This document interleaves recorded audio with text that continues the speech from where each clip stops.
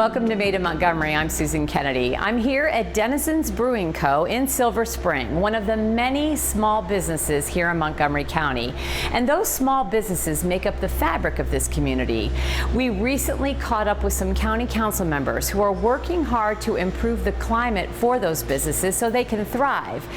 Well, Julie, we're all really proud of your success. As you know, all three of us actually live very close by. That's true. Why did you decide to locate here in South Silver Spring? Well, you know, I think South Silver Spring is a really, really awesome community. It's diverse. There's tons of activities here, but there was sort of a space that was lacking in terms of that extra community space that a brewery brings to a community. And you know, it's funny. Montgomery County has gotten a bad rap over the years about being a place where it's hard to do business here. And I really, truly mean this when I say that this really is the most brewery-friendly jurisdiction in the DMV.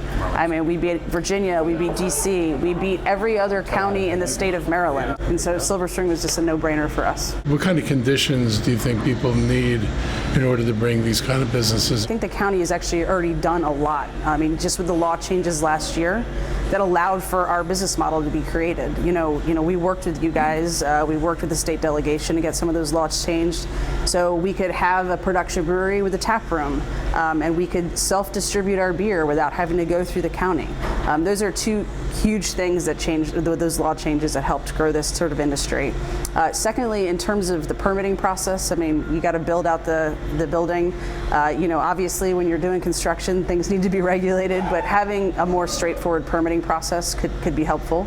I also think making sure that in terms of zoning, you're, you know, delegating areas that are, you know, business friendly for this type of company. I mean, we're in a downtown urban area, but we're also light manufacturing. So making sure that you have more zones like that in places where there are folks that live. I mean, when you look around this area, one of the great things about this building is that within a 2-block radius, there's 4,000 apartments and condo units. And those folks that live there want to go somewhere. You know, they need a community space besides their apartments.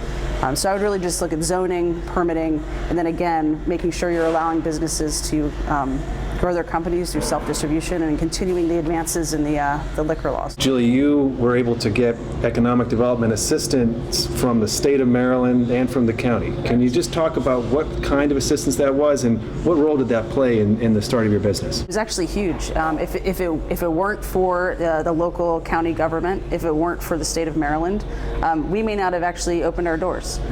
We had to, you know, as a startup company, banks are sort of risk averse. They have to be. That's how they keep their money in their banks. But we had a lot of collateral that we could use because you're buying all this manufacturing equipment and whatnot. And the state of Maryland actually has a program called MIDFA, and they gave us a guaranteed back loan. So we went through Eagle Bank, and they gave us, you know, a starter loan for $500,000, and the state of Maryland guaranteed it. They backed it because, you know, the purpose, the public policy behind it is we want to make sure that there are startup companies, especially in the manufacturing sector, to allow them to get their doors open. Soup to nuts, all the purchasing of the equipment / building it out, we spent less than $1 million to get open. And then the county government was able to give us a working capital loan for $75,000 that, you know, helped us get through just those last couple weeks before we get our doors open in terms of cash flow. It was huge. It was huge for us. Do you find yourself having people come to you and say, how do I do this? The best piece of advice I can give someone is have multiple partners when you're starting your business. I can tell you there's 4 of us that founded this company together, and if we didn't have each of us in it, we probably wouldn't have been able to succeed. But yeah, and so brewing's all about sanitation. Yeah. So, you know, with the kegs, with these tubes, and with the gaskets, anything the beer touches has to be completely sanitized. Talk to me about experimentation with the craft of beer. What are the markers of, you know, a really excellent new type of beer? We've made over 40 beers since we opened our doors in July of last year. And really, we rely on Jeff Ramirez, who's one of my business partners, one of the other owners. You know, this is his 9th year brewing professionally. So he's been sort of methodically experimenting with craft beer and recipes for a long time, almost a decade.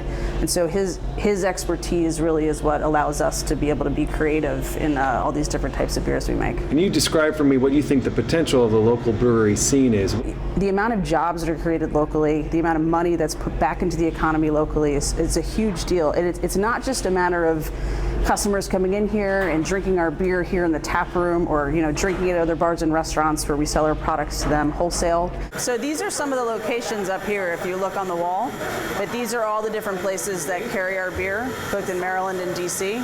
It's also, the plumbers that we hire, the electricians that we hire, the construction firms that we hire to help build out the space. Buying local is important because it impacts everybody in the community. I mean, we have over 40 full-time employees in our company, and more than half of them live right here in Montgomery County.